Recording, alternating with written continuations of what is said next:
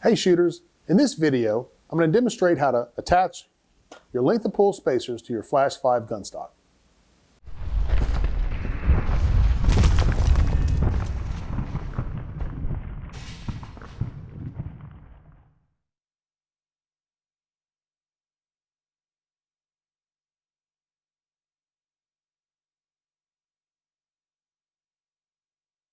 The first thing we're going to do is to make sure the shotgun is empty and safe. So we're going to place the shotgun on safe.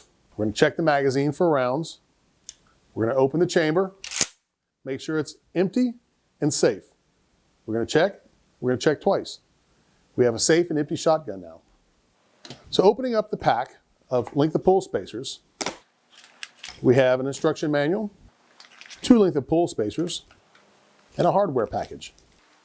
Now you can customize the length of your FLASH-5 by either using one or both length of pull spacers. The FLASH-5 stock comes in a 13.5-inch length of pull. By adding one spacer, you have a 14-inch length of pull. By adding 2, you have a 14.5-inch length of pull. For this demonstration, we'll add both. The first thing you'll need to do is take a Phillips head screwdriver and remove your recoil pad.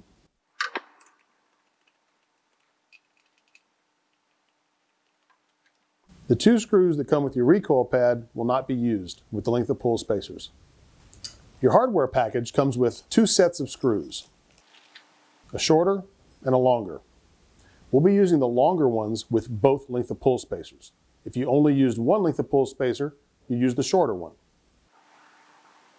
Take your length of pull spacers and attach them to the back of your FLASH-5 stock. Now take your recoil pad and attach it to your length of pull spacer. Take the long screws that we talked about, place them in the recoil pad, and tighten.